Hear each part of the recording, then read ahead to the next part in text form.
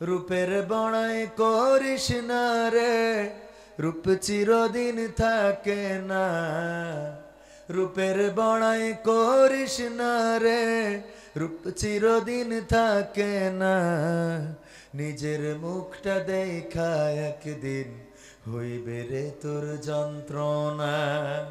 নিজের মুখটা দেখা একদিন হইবে রে তোর যন্ত্রণা।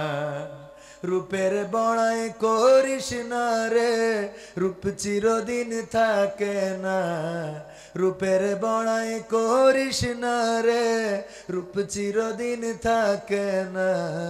নিজের মুখটা দেখা একদিন হইবে রে তোর যন্ত্রণা। নিজের মুখটা দেখা একদিন হইবে রে তোর যন্ত্রণা। সময় হইল বড় শিক্ষক, সব দিব শিখাইয়া। সুখের জীবন থাকবে না রে, দেখবে না কেউ চাইয়া। সময় হইল বড় শিক্ষক, সব দিব শিখাইয়া। সুখের জীবন থাকবে না রে, দেখবে না কেউ চাইয়া। মরার আগে মরবি রে তুই, জ্বালা সইতে পারবি না। মরার আগে মরবি রে তুই, জ্বালা সইতে পারবি না। নিজের মুখটা দেখা একদিন হইবে রে তোর যন্ত্রণা। নিজের মুখটা দেখা একদিন হইবে রে তোর যন্ত্রণা। রূপের বড়াই করিস না রে, রূপ চিরদিন থাকে না। রূপের বড়াই করিস না রে, রূপ চিরদিন থাকে না। নিজের মুখটা দেখা একদিন হইবে রে তোর যন্ত্রণা। নিজের মুখটা দেখা একদিন হইবে রে তোর যন্ত্রণা। কিসের এত বড়াই তোমার মাটির দেহ লইয়া? ময়রা দেখো পোকা মাকড়, শেষ করব সব খাইয়া। কিসের এত বড়াই তোমার মাটির দেহ লইয়া? ময়রা দেখো পোকা মাকড়, শেষ করব সব খাইয়া। এই দুনিয়া ছাড়তে হবে, অহংকার আর কইরো না। এই দুনিয়া ছাড়তে হবে, অহংকার আর কইরো না। নিজের মুখটা দেখা একদিন হইবে রে তোর যন্ত্রণা। নিজের মুখটা দেখা একদিন হইবে রে তোর যন্ত্রণা। রূপের বড়াই করিস না রে, রূপ চিরদিন থাকে না। রূপের বড়াই করিস না রে, রূপ চিরদিন থাকে না। নিজের মুখটা দেখা একদিন হইবে রে তোর যন্ত্রণা। নিজের মুখটা দেখা একদিন হইবে রে তোর যন্ত্রণা। নিজের মুখটা দেখা একদিন হইবে রে তোর যন্ত্রণা। সবাই বলেননি, কিছু লোক বলেছেন, একটু সবাই বলেন তো। আর একটু জোরে, আর একটু আস্তে, আরো আস্তে। আস্তে কইলে জোরে বলে।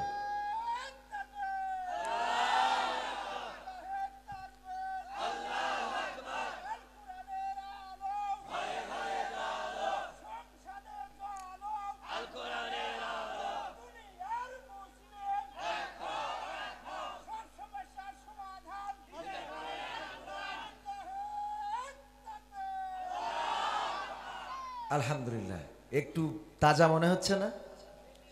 পালায় কে পালায়? আর শয়তানের দোসর, শয়তানের যারা ভক্ত, তাদের কলিজার মধ্যে আগুন জ্বলে। এই জন্য তাকবীরের আওয়াজকে বন্ধ করতে চায় একটা শ্রেণী, আছে না নাই? বাংলাদেশ যতদিন থাকবে তাকবীরের আওয়াজ ততদিন থাকবে, ইনশাআল্লাহ বন্ধ করা যাবে না। বলেন ঠিক কিনা? তাকবীরের আওয়াজ কি বন্ধ করা যাবে?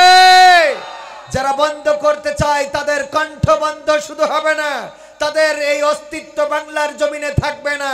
একবার একজন আজানকে তুলনা করেছিল বেশ্যার খরিদ্দার ডাকার সাথে, জানেন কিনা? সেই কবি কি বেঁচে আছে নাকি? বেঁচে নাই, চলে যেতে হয়েছে, চলে যেতে হবে, অস্তিত্ব থাকবে না। কিন্তু বাংলাদেশের আনাচে কানাচে আজানের ধ্বনি প্রতিধ্বনিত হয়, বলেন ঠিক কিনা? সুতরাং যারা তাকবীরের আওয়াজ বন্ধ করতে চায়, যারা আজানের আওয়াজ বন্ধ করতে চায়, তাদেরকে বলে দিতে চাই, হুঁশিয়ার করে দিতে চাই, যদি তোমাদের নসিবে হেদায়েত না থাকে, আল্লাহর কসম করে বলি তোমাদের কোনো অস্তিত্ব বাংলার জমিনে থাকবে না। কারণ এই বাংলার জমিন কোনো বাতিলের জমিন নাই। এই বাংলার জমিনে ওলিয়া উলিয়াদের বসবাস। এই বাংলার জমিনের এই বাংলার মাটিতে এখনো ঘুমিয়ে আছে শাহজালাল, শাহ মাকদুম, শাহ পরান। বাংলার জমিনে এখনো পর্যন্ত তাহাজ্জুদ পড়ে আল্লাহর ওলিয়া উলিয়ার আল্লাহর কাছে বাংলাদেশ রক্ষার জন্য ফরিয়াদ করে, বলেন ঠিক কিনা? সুতরাং এই দেশের তাকবীরের আওয়াজ বন্ধ করা যাবে। যেই কথাটা গানে গানে বললাম, কথাটা কি বোঝা গেছে কোনোভাবে? এই রূপ সৌন্দর্য কি চিরদিন থাকবে? আমার ডান পাশে বসা মাওলানা সাহেব, উনিও একদিন আমার মতো বয়সে ওয়াজ করেছেন না করেন নাই? আজকে বয়স হয়েছে, এই জন্য এখন আপনারা তৃতীয় বক্তা বানিয়েছেন। আর কয়দিন পরে উনি যদি বলবেন যে আসরের পরে সময় দেব। এটা এটা কিন্তু উনাকে ছোট করে বলছি না, এই সময়টা আমাদেরও।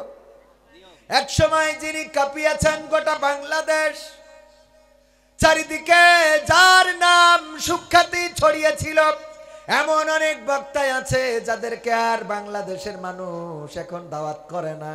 এমন মানুষ আছে না? নাই, অনেক আছে। আমার সাথে ওয়াজ করে, যারা আমার আব্বার সাথে ওয়াজ করত, আমার আব্বার সাথে যারা ওয়াজ করত, প্রধান বক্তা হইতো। আমার আব্বা হয়তো দ্বিতীয় বক্তা, আবার কোথাও আব্বা হয়তো প্রধান বক্তা, তারা হয়তো দ্বিতীয় বক্তা। পরে আব্বা ইন্তেকাল করলেন, ওই বক্তারা অনেকেই বেঁচে আছে। আজকে যাওয়ার পরে দেখা যায় কেউ বা আমার নামের নিচে, আবার কেউ বা স্টেজে এসে বসে আছে, ওয়াজ করতে দেয়া হয় না। আমি বললাম উনারাই ছিলেন আমাদের রাহবার, উনারাই আমাদের সম্মানিত অতিথি, উনারাই আমাদের পথ দেখিয়েছেন। উনাদের বেইজ্জতি কি করা যাবে? না, করা যাবে না। কিন্তু বয়সের পরিক্রমায় এমন একটা সময় এসে যায়, আজকে আমাকে উপরে বসানো হচ্ছে, আমার নামটা উপরে থাকছে, একদা আসবে আমার নাম দ্বিতীয় তৃতীয়, এক পর্যায়ে আমার নামটা পোস্টারেও থাকবে। থাকবে। সুতরাং কিসের অহংকার, কিসের বড়াই, কিসের মারামারি, কিসের পিটাপিটি, কিসের ক্ষমতা, কিসের চেয়ার, কিসের পাওয়ার, সব ছেড়ে রেখে কবর দেশের বাসিন্দা হয়ে যাওয়া লাগবে। ওগো আমার ভাইরা, এই জন্য শিল্পী বলেছেন রূপের বড়াই করো না, এই রূপ সৌন্দর্য চিরদিন থাকবে না। একদিন আয়নার সামনে তাকালে নিজের চেহারা পুরানো অ্যালবাম থেকে ছবিটা দেখবেন, আর আয়নার সামনে নিজের চেহারাটা দেখবেন, নিজের কষ্ট হবে না? হবে না? নিজের কষ্ট হবে। আহারে কত সুন্দর লাবণ্যময় চেহারা ছিল, দাড়িগুলো কত সুন্দর কালো কুসকুসা ছিল, চুলগুলো কত সুন্দর ফ্যাশন দিয়ে রাখতাম, চেহারাটা কত সুন্দর ছিল, সব বিকৃতি হয়ে গেল, ভাঁজ পড়ে গেল, দাড়িগুলো পেকে গেল, চুলগুলো সাদা হয়ে গেল, সোজা মানুষটা কুজা হয়ে গেল। এক পর্যায়ে বিছানায় পড়ে থাকলো, কাশি দেয়, হাসি দেয়, আবার পরিবারের আপনজন যারা আছে সহ্য করতে পারে না, কয় বাবা তুমি পান্তা ভাত খাইতে গেলে তোমার কাশি কি বেশি হয় নাকি? বলে না? বলে না?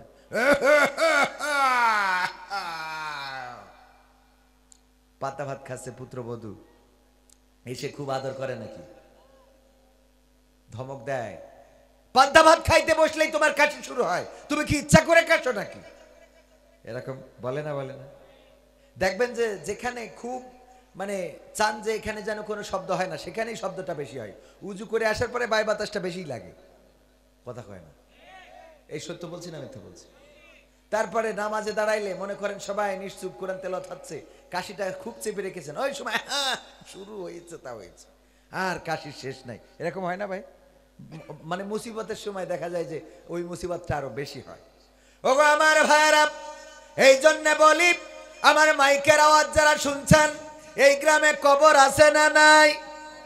এই কবরে যারা ছিল, তারা কবরের উপরে আজকে আমরা যেমন তেমন ছিল না? ছিল না? তারাও কবরের উপরে একদিন ছিল, আমাদের মতো দোকানে বসেছে, চা খেয়েছে, সিগারেট টেনেছে, বিড়ি খেয়েছে, কত ঘুরে বেরিয়েছে, কত মানুষের সাথে আড্ডা দিয়েছে। তাদেরকে যখন বলা হয়েছে আসো মসজিদের দিকে, আসে নাই। যখন বলা হয়েছে আসো নামাজের দিকে, আসে নাই। যখন বলা হয়েছে আসো মাহফিলের দিকে, আসে নাই। যখন বলা হয়েছে দাড়িটা রাখো, রাখে নাই। যখন বলা হয়েছে সুন্নতি লেবাসটা ধারণ করো, করে নাই। এই মানুষগুলো কোনোদিনও মরে নাই। হ্যাঁ, মরেছে কি না? এই মানুষগুলো মারা গিয়েছে, কবর দেশের বাসিন্দা হয়ে আছে। কেউ বা চিন্তা করেছিল এই বছরের মাহফিলে আমি বসবো না, আগামী বছর যদি মাহফিল হয় আমি সেই মাহফিলে বসবো, আগামী বছর আর ফাঁকি দেব না। কিন্তু আগামী বছর এসেছে, মাহফিলও হয়েছে, ওই মানুষটার জীবনে আগামী বছর আর ফিরে আসে না, এমন আছে না নাই? রোজার মাস যদি আসে, অনেকেই রোজা রাখে না। যদি বলা হয় কই এইবার রাখছি না, ঠিক আছে, আমি নিয়ত করেছি আগামী বছর থেকে রাখবো, এরকম বলে না? আগামী বছর থেকে নামাজের জন্য যদি ডাকেন, বলবে দেখো আমি নামাজ আজকে পড়ি নাই, ঠিক আছে, আগামী শুক্রবার থেকে শুরু করব। কিন্তু আগামী শুক্রবার যে জীবনে আসবে এর কোনো গ্যারান্টি আছে নাকি? এর কোনো নিশ্চয়তা নাই। আল্লাহর নবী একদিন সাহাবীদেরকে বললেন, ওগো সাহাবীরা, তোমরা মৃত্যুকে কে কিভাবে চিন্তা করো বলো দেখি। একজন ব্যক্তি বললেন, আল্লাহর নবীর সাহাবী রাদিয়াল্লাহু তাআলা আনহু দাঁড়িয়ে বললেন, ওগো নবী সাল্লাল্লাহু আলাইহি ওয়াসাল্লাম, আমি মৃত্যুকে চিন্তা করি আজকে ফজরের নামাজ আদায় করেছি, আগামী কালকের ফজর আমার কপালে আর নাও জুটতে। আল্লাহর নবী বললেন, তুমি তো বড্ড দুনিয়াদার, তোমার দুনিয়ার চিন্তা অনেক বেশি, তোমার সাথে আমার চিন্তা মিলল না। আরেকজন বলো দেখি, আরেকজন দাঁড়িয়ে গেল, ওগো নবী, আমি চিন্তা করি আমার আজকে আসরের নামাজ আদায় হয়েছে, আমার কপালে আর মাগরিবের নামাজ নাও জুটতে পারে। আল্লাহর নবী বললেন, তোমারটাও হয় নাই, তুমিও দুনিয়াদার। তারপর আরেকজন দাঁড়ালেন, দাঁড়িয়ে বললেন, ওগো বিশ্ব নবী সাল্লাল্লাহু আলাইহি ওয়াসাল্লাম, আমি চিন্তা করি আমি আজকে মাগরিবের নামাজ, ফরজ নামাজ আদায় করেছি 3 রাকাত, আমার কপালে আর সুন্নাত নামাজ নাও জুটতে পারে। আল্লাহর নবী বললেন, তুমিও তো দুনিয়াদার। ওগো আমার সাহাবীরা, তোমরা এমন চিন্তা কেন করো না? তোমরা ডান দিকে সালাম ফিরিয়েছো, আর আল্লাহ যদি না চায় বাম দিকে সালাম ফিরানোর সুযোগ আর নাও হতে। এই ক্ষমতা আল্লাহর আছে না নাই? আল্লাহ রাব্বুল আলামিন যখন চাইবেন, অসুস্থ মানুষ বিছানায় পড়ে আছে, আমার ওই মানুষটার সন্তানেরা যায় ইমাম সাহেবের কাছে, বলে হুজুর দোয়া করে দেন আব্বা যেন মারা যায়, আব্বাকে যেন আল্লাহ তুলে নেয়, তার কষ্ট তো আর সহ্য হয় না, পড়ে আছে, কিছুই খাইতে পারে না, হা করে আছে, কিছু ফলের রস গালের মধ্যে দেয়া হয়, এদিকটা মরে গেছে এদিকটা বেঁচে আছে, এমন বলে না? হুজুর একটু সূরা ইয়াসিন পড়েন যেন মৃত্যু যন্ত্রণাটা সহজ হয়ে যায়, যেন মালাকুল মাউত এসে জানটা নিয়ে চলে যায়, এই কথাগুলো বলে। আবার অপর দিকে দেখা যায় হঠাৎ করে ছেলে গিয়েছিল বাজার করার জন্য, ট্রাক এসে একটা চাপা দিয়ে চলে গেছে, হাসপাতালে নিয়ে যাওয়ার সময় হয়। ঘটনা বাড়িতে বাবা অসুস্থ অথবা দাদা অসুস্থ, দাদি অসুস্থ, মারা গেলে বরং বোঝা কমে যায়। কিন্তু যেই ছেলেটা বেঁচে থাকা দরকার, আল্লাহর কাছে কোনো বয়স নাই, হায়াত যতটুকু দিয়েছিল এর মধ্যে আল্লাহ রাব্বুল আলামিন ডাক দিলেন, চলে গেল। কবির বিন সামাদ বুড়ো হবে, তার কোনো গ্যারান্টি আছে নাকি? আগামী বছর আবার আসবো, এর কোনো গ্যারান্টি আছে নাকি?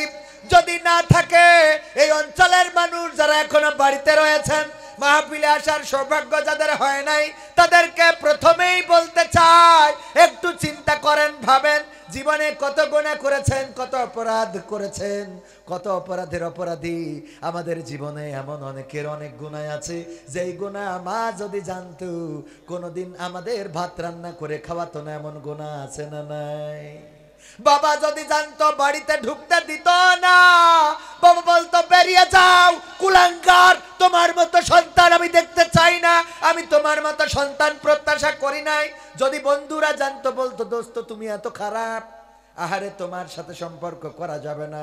গ্রামের মানুষ যদি জানতো, মসজিদে উঠতে দিত না। কবির বিন সামাদের চরিত্র কেমন, কবির বিন সামাদের গোনা কেমন আছে, অনেক গোপন গোনা এমন থাকতে পারে যেটা আপনাদের সামনে প্রকাশ হয়ে গেলে আমার মুখের কথা শুনতেন, কথা কয় না, শুনতেন। এরকম গোনা আছে না নাই? এমন অনেক গোনায় আছে যেই গোনার খবর যদি স্ত্রী জানতো বাড়ি ছেড়ে চলে যেত। আহারে তোমাকে আমি এত বিশ্বাস করি আর তুমি এমন খারাপ, এত নিকৃষ্ট, আমি কোনোদিনও ভাবি নাই, কল্পনা করি নাই তোমার চরিত্র এত খারাপ, তোমার সাথে সংসার করব না। আবার নারীরা যারা আছে ওদের এমন অনেক গোপন গুনাহ আছে যা স্বামী জানে না, স্বামী জানলে সংসার টিকতো, আছে না নাই? এমন অনেক গুনাহ আছে পৃথিবীর কেউ জানে না, জানেন কে? দিনের আলোতে গোনা করলাম, রাতের অন্ধকারে গোনা করলাম, ছাদের নিচে গোনা করলাম, ফাঁকা মাঠে গোনা করলাম, জঙ্গলে গোনা করলাম, বিদেশে গোনা করলাম, দেশে গোনা করলাম।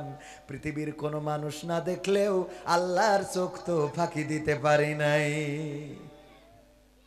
সেই আল্লাহর কাছে ক্ষমা চাওয়ার একটা দিন। এখানে যদি বসেন, আল্লাহ বলছেন ওয়াইদা কুরিয়াল কুরআনু ফাসতামিউ লাহু ওয়া আনসিতু লাআল্লাকুম তুরহামুন। আল্লাহু আকবার। আমার আল্লাহ বলছেন যখন তোমাদের সামনে কোরআন পড়া হয় তখন তোমরা তোমাদের হৃদয়ের কান দিয়ে শোনো, যাতে করে তোমাদের উপরে আল্লাহর রহমত বর্ষণ হতে পারে। বলেন সুবহানাল্লাহ। আল্লাহর রহমত তো বর্ষণ হবে। বিশ্ব নবী বলেছেন যদি কেউ জান্নাতের বাগানে বসে যায়, রিয়াজুল জান্নাত, এখানে যতক্ষণ বসে থাকবে আমল নামা থেকে সগীরা গুনাহগুলো ঝরে যেতে থাকবে। বলেন সুবহানাল্লাহ। সগীরা গুনাহগুলো ঝরে যাবে আর সওয়াবের খাতা ভারী হতে থাকবে। ওগো আমার ভাইরা, অথচ এই ভালো জায়গাগুলো আমরা চিনি না। এই দুনিয়ার জান্নাতের বাগানে বসার সৌভাগ্য আমাদের হয় না। যার দুনিয়ার জান্নাতের বাগানে বসার সৌভাগ্য হয় না, সেই ব্যক্তি কেমন করে পরকালে ওই বড় জান্নাতে যাবে এটা নিয়ে টেনশন করেই তো আমার মাথায় টাক পড়ে যাচ্ছে। বুঝেননি? একজন প্রাইমারি স্কুলে পড়ে নাই, প্রাইমারি স্কুলে ৬ষ্ঠ শ্রেণীতে ভর্তি হতে গেছে, নেবে নাকি? শিক্ষক বলবে তোমার পিএসসির সার্টিফিকেট আনো, তারপরে তোমারে ভর্তি করব। না, নিবে না। আবার ৬ষ্ঠ শ্রেণী থেকে যে এসসি দেয় নাই, ৮ম শ্রেণীতে ও যদি ৯ম শ্রেণীতে ভর্তি হতে চায় নেবে না। আবার কেউ এসএসসি দেয় নাই, এ যদি কলেজে ভর্তি হতে চায় নেবে নাকি? না, নেবে না। যদি কেউ ইন্টার দেয় নাই, সে যদি মাস্টার্সে ভর্তি হতে চায়, অনার্সে ভর্তি হতে চায়, নিবে নাকি? আবার অনার্স দেয় নাই, মাস্টার্সে ভর্তি হতে চায় না, নিবে না। এই দুনিয়ার জান্নাতে যদি আপনি ঢুকতে না পারেন গো, তাইলে পরকালে কেমন করে ওই জান্নাতে যাবেন? আমার আল্লাহ বলবে দুনিয়ার জান্নাতে তো ঢোকো নাই, এই বড় জান্নাতেও তোমার ঢোকার কোনো দরকার কইতে পারে না, পারে না। দুনিয়ার জান্নাতটা ভাল লাগে না, এই ঘর ভাল লাগে না, মসজিদ ভাল লাগে না, মাদ্রাসা ভাল লাগে না, রবিবার ভাল লাগে না, শুক্রবার ভাল লাগে না, এরকম একটা কি গান আছে না, কিছু ভাল লাগে না। তা ভাল লাগে কি? এইটা কম। ভাল লাগে মানসির বেড়া ভাঙা, ভাল লাগে পরকিয়া, ভাল লাগে ধর্ষণ। জাহাঙ্গীরনগর বিশ্ববিদ্যালয়ে স্ত্রীকে ধর্ষণ করেছে, স্বামীকে বেঁধে রেখে ৬ জনে। বলেন নাউজুবিল্লাহ। এইগুলো ভাল লাগে নাকি? এইগুলো ভাল লাগে? এইগুলো ভালো লাগানো যাবে? এইগুলো ভালো লাগানো যাবে না। আমাদের ভালো লাগাতে হবে ইসলাম, ভালো লাগাতে হবে কোরআন, ভালো লাগাতে হবে কি আল্লাহ রাসূল সাল্লাল্লাহু আলাইহি সাল্লামের সুন্নাহ। আমাদের মুখে দাড়ি, অন্য মানুষের চুলকা, এরকম আছে না নাই? পাঞ্জাবি কয় হুজুর পাঞ্জাবি এত লম্বা জুব্বা বানাইছেন, বাংলাদেশে তো কাপড়ের সংকট পড়ে যাবে। কেন? কয় বাংলাদেশ তো আপনারাই বেকায়দা ফকির বানাই ফেলছেন, এক একজনের পাঞ্জাবি দিয়ে 4টে 5টা করে জামা হবে, আর তাই বানাইছেন। দেখেন এক একজনের পাঞ্জাবি 4টে 5টা জামা হবে না, দেখা যাচ্ছে না? আমি বললাম কথা সত্য, এক একজনের পাঞ্জাবিতে 4-5টা জামা হবে, কথা ঠিক।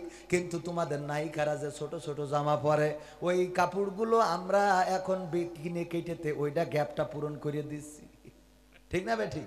তোমাদের নায়িকারা যা ছোট ছোট কাপড় পরে, ওই কাপড়গুলো কানে যাবে, ওই কাপড় তো দেরি পড়ে যেত, এই জন্য আমরা লম্বা বানাইছি নাকি? কথা ঠিক আছে বাজান? কাপড় এত ছোট করতেছে, করতে করতে এমন একটা অবস্থা, আগে ছিল 3 পিস, হইল 2 পিস, তারপরে হইল 1 পিস, আবার না জানি কবে বলে নো পিস হয়ে যাবে। এরকম অবস্থা চলে আসছে বলে। আগে উড়না ব্যবহার করত, খুব সুন্দর করে ঢেকে ঢুকে মাথায় কাপড় দিত, এখন সেটা মাথা থেকে ফেলায় গলার পরে পেঁয়াজ দিয়ে 2 পাশে দিয়ে দিত। সত্য বলছি না মিথ্যা? এরপরে 2 পাশতে উঠে গেল, 1 পাশ কনে হারাই গেল, একটা পেঁয়াজ দিয়ে একটা পিছনে একটা সামনে, ওমা এই করতে করতে 2টাই শেষ। এখন আর উন্নাই পরে না, আছে না নাই? উন্নাই নাই, উন্না নাই নাই। এরপরে আমাকে শার্ট দখল করলো, আমাদের প্যান্ট দখল করলো, আমরা কিছুই বলিনি। আমাদের বেল মাজায় দেয়, তাও কিছু বলিনি। ওরা এই দখল করতে করতে চুলের কাটিংও বানাইলো, তাও কিছু বলিনি। এখন আবার বলতেছে আমরা মেয়ে কিন্তু মনে মনে ছেলে হয়ে যাব, মানে আমাকে সব অধিকার ছাড়তে হবে। কথা কয় না? সত্য না মিথ্যা? বলছে মানে দেখেন এক এক করি নেছে, প্রথমে আস্তে করি জামা ছোট করতে করতে শার্ট গায়ে দোয়া ধরলো, প্যান্ট পরা ধরলো, বেল মারা ধরলো, ঘড়ি আমরা ডাইন হাতে দিতাম, ওরা আবার ডাইন হাতে দোয়া ধরিছে। আমরা টাকনুর উপরে কাপড় পরি, ওরা এখন টাকনুর উপরে। দেখেন মেয়েদের টাকনুর উপরে কাপড় আছে না? ওদের টাকনুর উপরে, আমাদের নেই। আমরা তো এত পর্দা করি যে প্যান্ট পরি, আবার মোজা পাই দিই যদি পার কালার দেখি ফেলে, এজন্য মোজা পাই দিয়ে শু পরি, আবার শু যেন খুলিয়ে না যায় কোনোভাবে, আচ্ছা করি কইসি দড়ি বান্ধি, দড়ি বেঁধে এই যে প্যান্ট পরি, আবার এই শার্ট এই প্যান্টের মধ্যে ঢুকোই দিই যে প্যান্ট দেখা যাবে, এত সোজা না। ঢুকোই দিয়েও বিশ্বাস হয় না যে যদি বেরোয় যায়, এই জন্য আবার বেল দিয়ে কইসিতে খিল মেরি থিয়ে দিই। ঠিক না বে ঠিক? গলাতে দেখি বল ভাই কেন আবার টাইম আই, আরে বাবা কইসিতে করে থিয়ে দিই যে দেখতে দেবো না। কথা সত্য না মিথ্যা? আমাকে জানো না দেখি ফেলে, এত বান্দা সান্দা করি। এখন ওরা সব এক এক করে সব আমাকে তা দখল করে নেওয়া শেষ। বাকি ছিল যে আমরা ছেলে ওরা মেয়ে, এখন কয় না আমরা মেয়ে মনে মনে ছেলে, মানে আমাদের এখন ছেলেও ছেড়ে দিতে হবে। সত্য বললাম না মিথ্যা বললাম?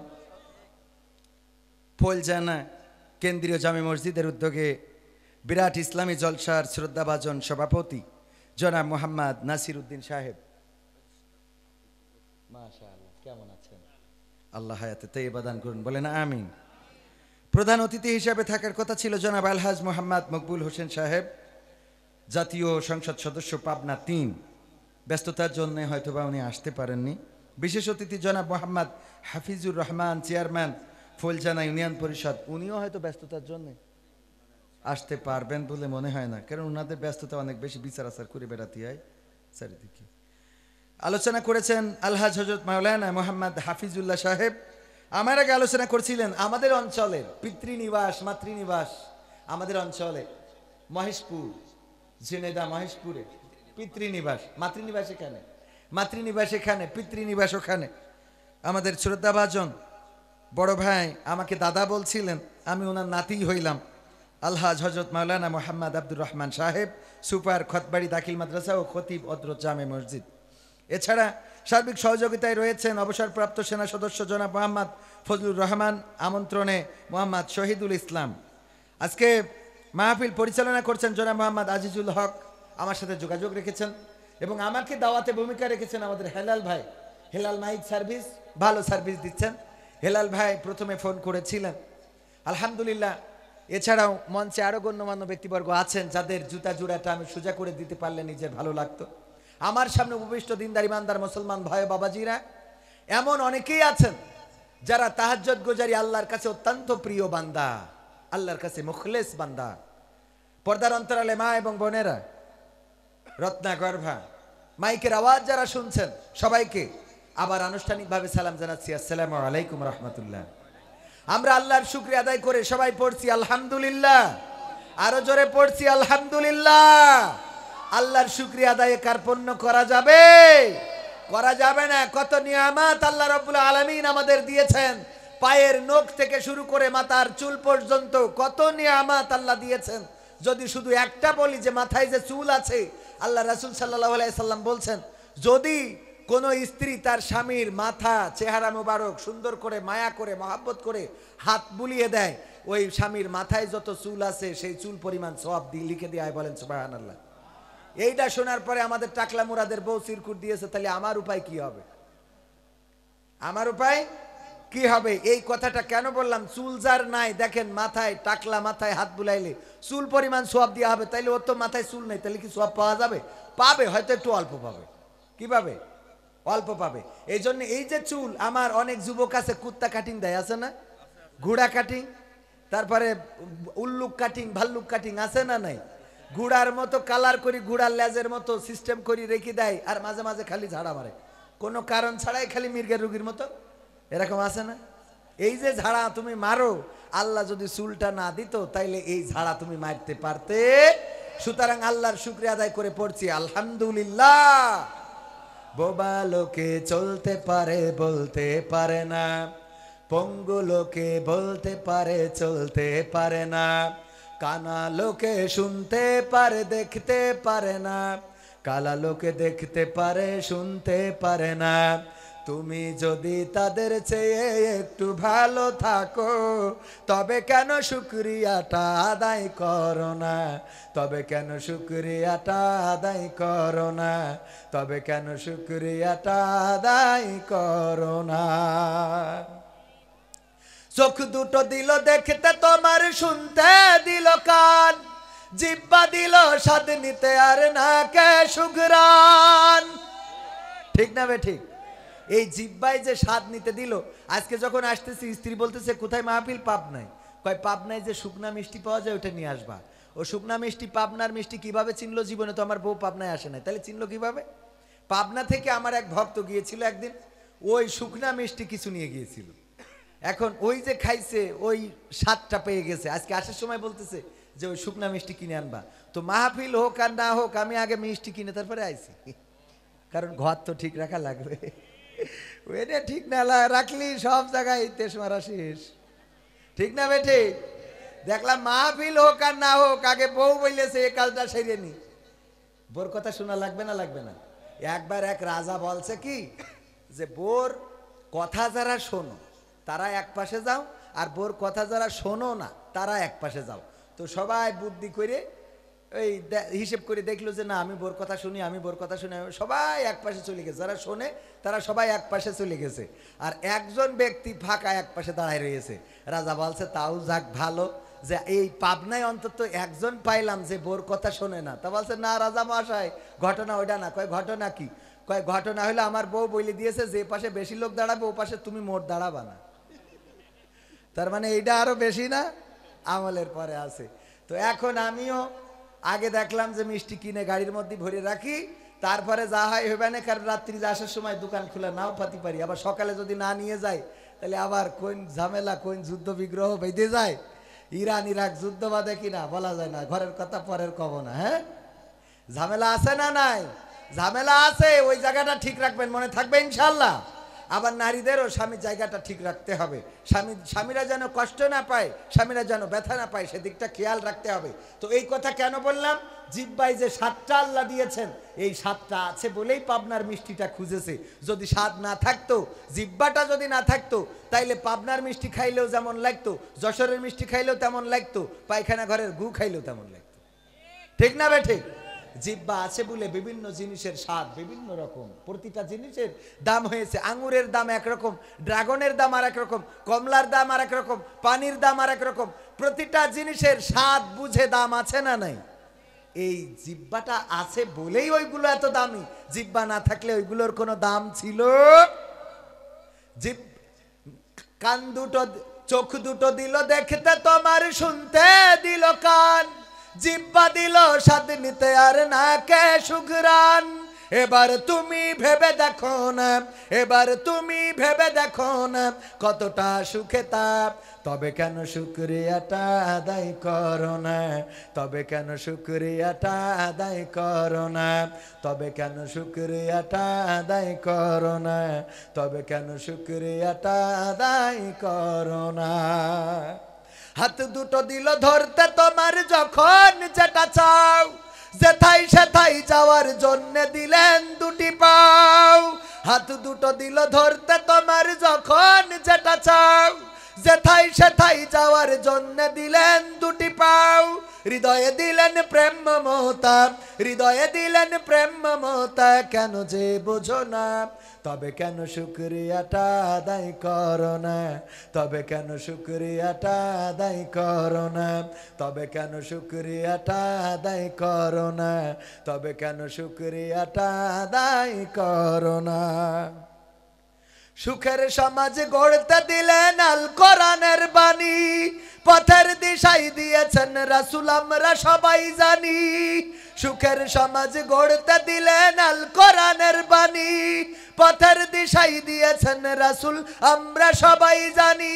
শ্রেষ্ঠ নবীর উম্মত মোরা, শ্রেষ্ঠ নবীর উম্মত তোমরা, কদর বোঝো না, তবে কেন শুকরিয়াটা আদায় করো না, তবে কেন শুকরিয়াটা আদায় করো না, তবে কেন শুকরিয়াটা আদায় করো না, তবে কেন শুকরিয়াটা আদায় করো না। বোবা লোকে চলতে পারে বলতে পারে না, পঙ্গু লোকে বলতে পারে চলতে পারে না, কানা লোকে শুনতে পারে দেখতে পারে না, কালা লোকে দেখতে পারে শুনতে পারে না। তুমি যদি তাদের চেয়ে একটু ভালো থাকো, তবে কেন শুকরিয়াটা আদায় করো না, তবে কেন শুকরিয়াটা আদায় করো না, তবে কেন শুকরিয়াটা আদায় করো না। আলহামদুলিল্লাহ বলা যাবে না? এত কার্পণ্য করবেন আপনারা? জবানটা দিয়েছেন কে? যে আল্লাহ জবান দিলেন, কথা বলার শক্তি দিলেন, সেই আল্লাহর জন্য একটু শুকরিয়া আদায় করে সবাই আবার জোরে সরে পড়েন আলহামদুলিল্লাহ। আল্লাহর প্রতি কৃতজ্ঞ হইলে কোনো ক্ষতি নাই, বরং আল্লাহ বলেছেন ফাযকুরুনি আযকুরুকুম ওয়াশকুরুলি ওয়ালা তাকফুরুন। তোমরা আমার জিকির করো, আমার স্মরণ করো, আমিও তোমাদের স্মরণ করব, আর তোমরা আমার নিয়ামত খেয়ে অকৃতজ্ঞ হইও। আল্লাহর প্রতি যে কৃতজ্ঞ থাকে, আল্লাহকে যে ভালোবাসে, আল্লাহকে যে অভিভাবক হিসাবে মেনে নেয়, এর চেয়ে ভাগ্যবান, এর চেয়ে ভাগ্যবান, এর চেয়ে ভাগ্যবান আর কেউ হতে পারে? আর যে আল্লাহকে অভিভাবক হিসেবে মানে নাই, আল্লাহকে অভিভাবক হিসেবে নেই নাই, তার মতো হতভাগা দুর্ভাগা আর কেউ হইতে।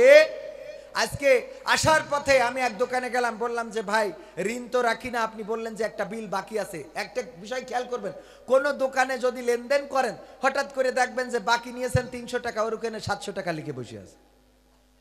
আপনাদের পাবনায় না থাকতে পারে, কিন্তু আমাদের ওইদিকে। আমার বাবা মারা যাওয়ার পরে আমাকে বলল যে, তখন তো আমি ছোট, 14 বছর বয়স, বলল যে একটু দাঁড়িয়ে বলো, প্রথম জানাজার সময় বাজারের উপরে দাঁড়িয়ে বলো যে যারা আমার আব্বার কাছে টাকা পাবেন তারা আমাকে বলবেন, আমি দিনা শোধ করে দেব, বা আমাদেরকে বলবেন, আমরা দিনা শোধ করে দেব। আমি এটা বলাতে বাজারের যত দোকান ছিল একটাও হালখাতার কার্ড দিতে বাকি দেয় নাই, বাকি করে নাই, সবাই দেশে। আমার মা জমি বিক্রি করে নিয়ে বাজারের এ মাথা থেকে ও মাথা ঋণ শোধ করেছে, কিন্তু জমি বিক্রি করার টাকা শেষ, তার ঋণ শোধ হয় নাই। এখন আমি বুঝি যে বাবা এতদিন ছিলেন না, কারণ আমি লেনদেন করলেই দেখি হঠাৎ করে বাড়ি হালখাতার কার্ড নিয়ে যে কই ভাই খাতা মিলান তো, কোয়ানে বাকি দেখান তো, কই ভাই একটা বাকি, মানে কি এর বাকি ছিল আপনি আমার বুঝাই দেন, আপনি কার্ড একটা বাড়ি দিয়ে বসে। আপনাদের দিকে এটা করে না? আমাদের দিকে দু একজন আছে খাটাস ক্লাসের, এই কাজগুলো করে। এই যে বাকি, এই লেনদেন, এই যে ফাঁকি, এগুলো করা যাবে না। তো আমি এই কথা যে জন্য বলছিলাম যে অভিভাবক হিসাবে আল্লাহকে যদি পেয়ে যান, আল্লাহকে যদি অভিভাবক মেনে নেন, এর থেকে বড় আপনি আপনার মতো ভাগ্যবান আর কেউ নেই। আর আল্লাহকে যদি অভিভাবক না নেন, তাহলে আপনি হয়ে যাবেন হতভাগা দুর্ভাগা। আল্লাহর কাছে আমি চাইতাম, ও এই কথা উদাহরণ দিচ্ছিলাম এই জন্যে যে উনি বলতেছে ভাই টাকা হয়েছে তো, এই জন্যে এত কথা বলেন। কইলাম টাকা হয় নাই, আল্লাহর কাছে ফরিয়াদ করতাম, আল্লাহ তুমি আমাকে একটা ঋণ মুক্ত জীবন দাও। আল্লাহ আমার ফরিয়াদ শুনেছেন, আমাকে ঋণ মুক্ত জীবন দান করেছেন। আল্লাহ বলেন সুবহানাল্লাহ। চাইবেন দিবে, আল্লাহর কাছে চাইবেন না দিবে না, আল্লাহর কাছে চাওয়ার মতো চান, দিয়ে দিবে। ঋণগ্রস্ত আছেন, রোগগ্রস্ত আছেন, অভাবগ্রস্ত আছেন, কন্যাদায়গ্রস্ত আছেন, সংসারে শান্তি নাই, স্ত্রীর সাথে মনোমালিন্য, সন্তান কথা শোনে না, তাহাজ্জুদের নামাজ আদায় করেন, তাহাজ্জুদের নামাজ পড়ে গভীর রাতে দুটি হাত তুলে দেন আল্লাহর কাছে। আল্লাহর নবী বলেছেন ফেরেশতাদের নিয়ে আল্লাহ রাব্বুল আলামিন নিচের আসমানের দিকে আসেন, তারপরে দুনিয়ার দিকে তাকান আর গভীর রাতে দেখেন কোন মানুষেরা কাঁদে, কোন মানুষেরা সিজদায়, কোন মানুষেরা মুনাজাতে।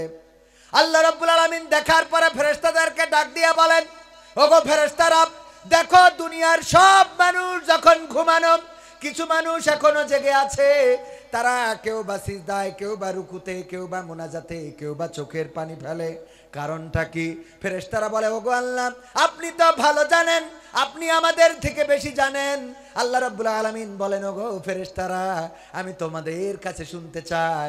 ফেরেশতারা বলে, ওগো আল্লাহ, ওই বান্দাগুলো কেউ ঋণগ্রস্ত আছে, কেউ অভাবগ্রস্ত আছে, কেউ রোগগ্রস্ত আছে, কেউ কন্যাদায়গ্রস্ত আছে, কেউ পাপ করেছে, কেউ গুনাহ করেছে, কেউ জেনা করেছে, কেউ ব্যভিচার করেছে, তাই তোমার কাছে কাঁদাকাটি করে। আল্লাহ রাব্বুল আলামিন বলেন, ওরা কি আমাকে কখনো দেখেছে নাকি না দেখে নাই? আমার জান্নাত জাহান্নাম দেখেছে না দেখে নাই? আমার পুলসিরাত দেখেছে না দেখে নাই? মৃত্যু পরবর্তী জীবন কি দেখেছে না দেখে নাই? তাইলে কেন আমাকে আমার কাছে কান্নাকাটি করে?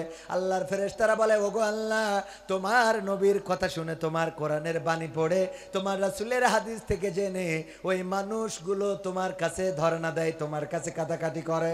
আল্লাহ বলেন, ওগো ফেরেশতারা, তোরা সাক্ষী থেকে যাও, যারা আমাকে দেখে নাই, আমার শক্তি সামর্থ্য, আমার পরকাল, জান্নাত জাহান্নাম কোনো কিছু দেখে নাই, তারপরেও যারা আমাকে বিশ্বাস করে আমার কাছে গভীর রাতে কাঁদাকাটি করে, ওদের সকলের চাওয়াগুলো আমি পাওয়া করে দিলাম। কিন্তু আমরা চাইতে পারি না। আল্লাহকে ডেকেছিলেন ইব্রাহিম, কেমন ডাকা ডাকলেন? যখন আজর মূর্তি বানাতো নিজের পিতা, সেই পিতাও যখন সন্তানকে আগুনে ফেলার জন্য চড়ক গাছের রশি ধরে টানাটানি শুরু করে দিলেন। ডাকলেন কাকে? ফেরাউনকে ডেকেছিলেন নাকি? ফেরাউনকে বলেছিলেন নাকি, ওগো ফেরাউন, তুমি ছাড়া বাঁচার কোনো উপায় নাই, আমি বুঝি নাই তোমার ক্ষমতা এত দূর, তুমি ছাড়া জামিন হবে না, আমার জামিনের ব্যবস্থা করে দাও। আমি কথা দিলাম এইবার থেকে আমি তোমার মার্কা, তোমার মার্কায় কাজ করব, কথা দিলাম। বলেছে নাকি? না, বলে নাই। বরং ফেরেশতারা এসে বলল, ওগো ইব্রাহিম, আমরা সাহায্য করতে চাই। আল্লাহর নবী বললেন, তোমরা সাহায্য করতে চাও, আল্লাহ কি পাঠিয়েছে? বলল, না, আল্লাহ পাঠাই নাই। আল্লাহর কাছে বলেছিলাম। কি বলেছিলে? আল্লাহকে বলেছি, ওগো আল্লাহ, ইব্রাহিম তোমার প্রিয় একজন বান্দা, যাকে আগুনে ফেলা হবে, আমরা ফেরেশতারা কেমন করে বসে থাকি, যদি সাহায্য করতে অনুমতি দিতেন। আল্লাহ বলল, যাও, তবে অনুমতি চাইবা ইব্রাহিমের কাছে। ইব্রাহিম যদি অনুমতি দেয় তাইলে আমার কোনো আপত্তি নাই, এই জন্য আমরা এসেছি। আল্লাহর নবী ইব্রাহিম বললেন, ওগো ফেরেশতারা, তোমরা ফিরে যাও, যে আল্লাহর কাছ থেকে তোমরা এসেছো, তোমাদের থেকে আমার অবস্থা আমার ওই আল্লাহ আরো ভালো জানেন। বলেন সুবহানাল্লাহ। আল্লাহ জানে না, জানে না, ফেরেশতাদের থেকে আল্লাহ কত ভালো জানেন। আল্লাহ রাব্বুল আলামিন বললেন, ইয়া নারু কুনি বারদাও ওয়া সালামান আলা ইব্রাহিম। ওগো আগুন, আমি বলে দিচ্ছি, ঘোষণা করে দিচ্ছি, তুমি আমার ইব্রাহিমের জন্য আরামদায়ক, ঠান্ডাদায়ক হয়ে যাও। আর সেই আগুন জ্বালিয়ে পুড়িয়ে ইব্রাহিমকে ছারখার করে দিল। বলেন ঠিক কি না? অনেকেই কেউ কেউ বলি ফেলাই ঠিক, মানে আবেগে। ওয়াজ শুনতে হবে, মাঝে মাঝে সচেতন থাকার দরকার আছে না নাই? ওয়াজ শুনবেন, সচেতন না থাকলে সমস্যা। হঠাৎ করে হাত উঁচু করবেন, হবে না। কোন কারণে হাত উঁচু করলেন সেটা জানার দরকার আছে না নাই? এক হুজুর ওয়াজ করতো, ওয়াজ করার আগে নাকি চোখ বন্ধ করতো ওয়াজ শুরু করার সময়, আর ওয়াজ শেষ করে তারপরে চোখ খুলতো। চোখ খুলে দেখে কেউ নাই, খালি একজন চেয়ারে বসা বা পাটিতে বসা। বলছে, বাবা, আজকে আমি অবাক হয়ে গেলাম, আল্লাহ একজন বান্দাকে কবুল করেছে, এত লোক সব চলে গেছে, খালি তুমি আছো, আমি তোমার পরে খুশি হয়ে গেলাম। বাবা আইসো, তোমার জন্য আবার একটু দোয়া করি। বলছে, হুজুর আর দোয়া করেন না, দয়া করে মাইকটা ছেড়ে দেন, আমি মাইকলা খুলে নিয়ে বাড়ি যাব। আমি মাইকটা ছাড়েন, খুলে বাড়ি যাব। এরকম শ্রোতা হওয়া যাবে না, বরং আপনার কি করতে হবে, একটু সচেতন থাকতে হবে। আল্লাহ বললেন, ওগো আগুন, আরামদায়ক হয়ে যাও আমার ইব্রাহিমের জন্য। আর আগুন ঠান্ডা হয়ে গেল, ফুলের বাগান হয়ে গেল। নমরুদ বলল, আগুন রে, তোর কি কোনো ভয় নাই, তোর কি কোনো কষ্ট হয় না? তুই কেন এমন করিস? তোর কি দাহ শক্তি নাই? তোর কি পুরানোর কোনো ক্ষমতা নাই? আগুনের জবান আল্লাহ খুলে দিলেন। আগুন জবাব দিয়ে বলল, ওগো নমরুদ, তুমি আসো, এসে আমার শক্তি আছে কিনা, আমার সামর্থ্য আছে কিনা পরীক্ষা করো, আমার মধ্যে একটু আইসে দেখো। কি আমার মধ্যে একটু আইসে দেখো, খেলা হবে, খেলা হবে। আসলে খেলা হবে না? হবে না? এসে দেখো খেলা করতে পারি কিনা। মুসা আলাইহিস সালামকে ফেরাউন তাড়া করেছে, 12টা গোত্র নিয়ে রওনা করেছে। ফেরাউনের আরো সৈন্য সামন্ত বেশি না কম, অনেক বেশি। বলছে, ওগো মুসা, খেলা হবে, এগো এগো, দেখি কত দূর যাইতে পারো। কারণ ফেরাউনের জানা ছিল সামনে আছে নদী, সামনে আছে সাগর। অনেকেই বলে নীল নদ, আবার অনেকেই বলে না ওটা নীল নদ না, অন্য নদ, যা হয় হোক। তবে একটা নদী বা সাগর বা পানি জলাশয় যাই হোক না কেন ছিল। এই অবস্থায় ফেরাউন বলল, চলো, কোনো অসুবিধা নাই, চলো, কোনো অসুবিধা নাই, আমরা যাব আর ধরে ঘেসাং করে ভরিয়ে দেবো। তারপরে আমাদের যে কোর্ট কাছারি আছে ওই দিয়ে লাইন করে এনে একটা একটা করে টাঙাইয়ে দেব, কোনো সমস্যা নাই, টাঙাবো। সিদ্ধান্ত নিয়েছে কিডা? ফেরাউন। কিডা নিয়েছে? ফেরাউন যে একটাও রাখা হবে না, দাড়ি টুপি শিখে নে, অ্যারেস্ট হবে শিখে নে। কথা কয় না? এইগুলো কারা খুঁজে বের করা লাগবে, ওদের আমরা ধরে আজকে শেষ করে ফেলবো। যখন ছুটে চলছে, মুসা আলাইহিস সালামের সাথে যারা ছিল সঙ্গী সাথীরা বলল, ওগো মুসা, আমরা আত্মসমর্পণ করি, আমরা ফেরাউনের কাছে মাথা নত করে দিই যে আর কোনো খেলা হবে না, আমরা তোমার দলে আছি, এখন থেকে একই স্লোগান। মুসা আলাইহিস সালাম বলছেন, এত হতাশ হইও না, আমরা আমাদের কোনো ভয় করার দরকার নেই, কারণ আমাদের অভিভাবক কি? আল্লাহ আছেন। মুসা আলাইহিস সালামের সঙ্গীরা বলল, ওগো মুসা, আমরা দেখতে পাচ্ছি এখন মৃত্যু অনিবার্য, কারণ আমাদের সামনে আর কোনো রাস্তা নাই, সামনে নদী আর পিছনে ফেরাউনের সৈন্যবাহিনী। হয় আমরা নদীতে চুবানি খেয়ে মরব, আর তা না হলে এই ফেরাউনের সৈন্যবাহিনীর ওই ঘোড়ার তলে পদপিষ্ট হয়ে মারা যাওয়া লাগবে। মুসা আলাইহিস সালাম বললেন, টেনশনের কিছু নাই, চিন্তার কিছু নাই, কারণ অভিভাবক কে? একটা উদাহরণ দিলে বুঝবেন আল্লাহ যাদের অভিভাবক কেমন দুশ্চিন্তা মুক্ত থাকা যায়। গরু একটা মাঠে গেছে খাইতে, গরু যখন মাঠে খাইতে গেছে, হঠাৎ একটা বাঘ বন থেকে বের হয়ে গরুরে দেখে ধরার জন্য ক্ষুধার্ত বাঘ ছুটা শুরু করে দিয়েছে। গরু ছুটতে ছুটতে ছুটতে এক পর্যায়ে দেখে এক পাশে কাদা আছে, কাদা বোঝেন তো, কাদা, নরম জমি, নরম ক্ষেত, ওই কাদার মধ্যে দিয়েছে ঝাঁপ। আর ওই গরু রয়্যাল বেঙ্গল টাইগারও সেও ধরার জন্য ঝাঁপ দিয়েছে, কিন্তু ওর দৌড়ের গতিটা ছিল একটু বেশি, এত জোরে ঝাঁপ দিয়েছে যে গরু রেখে আরো 3 হাত সামনে যেয়ে পড়িয়েছে। তাহলে ও আরো বেশি কাদার মধ্যে, দুইজনে দুই কাদার মধ্যে পড়ে আটকে আছে, যত ছাড়াইতে চাই ততই জড়াই যায়। কিন্তু গরু নিশ্চিন্ত, কোনো চিন্তা নেই, খালি ওই ভাব চুপচাপ জাগর কাটাচ্ছে, জাবর কাটানো পর্যন্ত। বাঘ বলছে, গরু তুই তো চরম ধরনের ব্যর্থ, এই গরু তুই তো আসলেই গরু। বলছে, কে? এই বিপদে পড়ে আছি, তুই জাবর কাটাস কেমনে? তোর দুশ্চিন্তা কি নাই? দেখ, যদি তুই আমার ধরা দিতিস তাইলে আমি তোরে খাইতাম, খেয়ে আমি অন্তত বেঁচে থাকতাম, তুই মারা যাতিস সেটা ঠিক, আবার তুই যদি দৌড়ে শুকনো দিয়ে পালাই যাতিস তাও দুইজনে বেঁচে থাকতাম। কিন্তু এখন যে কাজ করে ফেলেছিস, তোরও অবস্থা খারাপ, আমারও অবস্থা খারাপ, এরপরেও তুই জাবর কাটাস কেমনে? তোর কি চিন্তা হয় না? গরু বলছে, চিন্তার কি আছে ভাই, এই তো গরু, এই জন্যই তো তোরে বলে বলদ। গরু বলে, ওরে বাঘ, আমি গরু হইতে পারি, বলদ হইতে পারি, কিন্তু তোমার মতো অতটা পাগল আমি না, আমার তো চিন্তা নাই, এই জন্যই জাবর কাটায়। কয় চিন্তা নাই মানে? এই কাদাতে তো পার হইতে পারবি না, চিন্তা নাই মানে বলিস কি? কয় চিন্তা কেন করব? দেখো আমার অভিভাবক আছে, আমাকে মাঠে ছেড়ে দিয়ে গেছে খাওয়ার জন্যে, আমার অভিভাবক সন্ধ্যাবেলা যদি আমি বাড়িতে না ফিরি তাইলে আমার অভিভাবক খোঁজার জন্য চলে আসবে, খুঁজতে খুঁজতে খুঁজতে খুঁজতে যখন আমার এখানে পাবে তখন আমারে উদ্ধার করবে। আর তোমার দেখার কারণে, তোমার কারণে আমার এই অবস্থা, তোমারে এই কাদার মধ্যে কবর দিয়ে তারপরে আমার অভিভাবক যাবে। তো জাবর আমি কাটাবো না, তে কে কাটাবে? এই জন্য আমাদের দেশে দেখবেন কোরআনের পক্ষে যারা, ইসলামের পক্ষে যারা, আল্লাহর পক্ষে যারা, দ্বীনের পক্ষে যারা, তাদেরকে যদি হাতে হাত কড়া লাগানো হয় তারপরেও গাড়িতে উঠার পরে হাতটা উঁচু করে এমন একটা হাসি দেয় যে হাসি ওই পুলিশদের মনের মধ্যেও ভয় ঢুকিয়ে দেয়। বলেন ঠিক কিনা? কোরআনের পাখি 13টা বছর কারাগারে। কয় বছর? 13টা বছর কারাগারে। এই মানুষটার তো শুকনা চিকনা হয়ে যাওয়ার কথা ছিল না, কোনো দুশ্চিন্তা নাই, কারণ তারা জানে আমাদের অভিভাবক আছে, যতই কাদায় পড়ি না কেন, যতই আমরা আটকে যাই না কেন, আমার অভিভাবক তিনি উদ্ধার করবেন। এহকাল অথবা পরকাল কোনো না কোনো জায়গায় তিনি সম্মানিত করে দিবেন। এই জন্যে জীবনের শেষ দিনটাও যখন বের হয়ে হাসপাতালে নিয়ে যাচ্ছিল এমন হাসি দিয়েছে যেই হাসি শুধু গোটা বাংলাদেশ নয়, গোটা বিশ্বের আনাচে কানাচে ছড়িয়ে গেছে। বলেন ঠিক কিনা? ঠিক না বেঠে? সুতরাং যাদের অভিভাবক আছে তাদের কোনো চিন্তা, অভিভাবক হিসেবে আমরা পেতে চাই কাকে?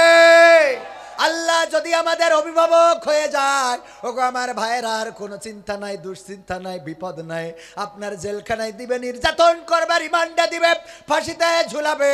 অভিভাবক আল্লাহ। আল্লাহ তুমি চেয়েছিলে, তাই আমার ভাগ্যে এত কিছু হইল। আজকেও আমার অঞ্চলে, আমার এলাকায় আমাকে মাহফিল করতে দেওয়া হয় না। আবার আমার অঞ্চলের মানুষ যারা আমাকে সহ্য করতে পারে না, অহরহ বিভিন্নভাবে আমাকে নিয়ে লেখালেখি। এর মধ্যে আজকে কিছুক্ষণ আগে একজন পাঠালো, আমাদের একজন সাংবাদিক ভাই, প্রভাবশালী, উনি স্ট্যাটাস দিয়েছে নকুল কুমার আমাদের একটা অনুষ্ঠানে ছিল, এক মাহফিলে নকুল কুমার ছিল, আমিও ছিলাম। আমি ছিলাম প্রধান বক্তা, উনি ছিলেন প্রধান আকর্ষণ। এটা করেছে মাহফিল কমিটি। এখন আমাকে দিয়ে স্ট্যাটাস দিয়েছে যে দেখো এদের কাছে ধর্ম, মানে ধর্মটারে তারা কি করে ফেলাইছে, মাহফিলেও হিন্দু উঠাইতে মাহফিল করাচ্ছে। আমি সেখানে পাশে দাঁড়ানো আছি, দেখেছি মনে হয় অনেকে। দেখেন একজন হিন্দু সেই স্টেজে উঠেছে, তাকে নিমন্ত্রণ তো আমি করি নাই, করেছে কারা? মাহফিল কমিটি কর্তৃপক্ষ। আর আমিও সেখানে গেস্ট। আর এর থেকে বড় কথা হলো, একজন হিন্দু হয়ে সে কোরআনের পক্ষে এত সুন্দর সুন্দর কথা বলল যে তুমি মুসলমান হওয়ার পরেও তোমার জবান দিয়ে বোম মারলেও এমন কথা বের হবে। আছে না নাই? ওই নকুল কুমার কত সুন্দর গান লিখেছে, যদি আগুন লেগে ধ্বংস হয় রে পৃথিবীর সব বইয়ের দোকান, তবু বিশ্ব থেকে হারাবে না পবিত্র কোরআন। লিখেছে না? আহা, আর একটা গান আমি আপনাদের একটু, এই গানটা আমি বলেছি যে এই গান এত বড়, তুমি আল্লাহওয়ালা মুসলমান, এরম গান কয়জন মুসলমান লিখেছে শোনাবো আপনাদের, একটু শোনাবো। ম দিয়ে উনি গান লিখেছেন, ম দিয়ে, যে মতে কি কি হয় আপনাদের একটু শোনাই। উনি হিন্দু মানুষ, তাও লিখেছে মুসলমান তুমি খালি শুধু একজনের বিরুদ্ধে স্ট্যাটাস মারতে পারো আর আলেমুল আমাদের কাঠি মারতে পারো, এর বাইরে তো তোমার কোনো ক্ষমতা নেই। আছে বলেন? খালি কাঠি মেরে যে এর কতটুকু দাবানো যায় এই চিন্তা করো। একজন হিন্দু হয়ে লিখেছে, দেখেন।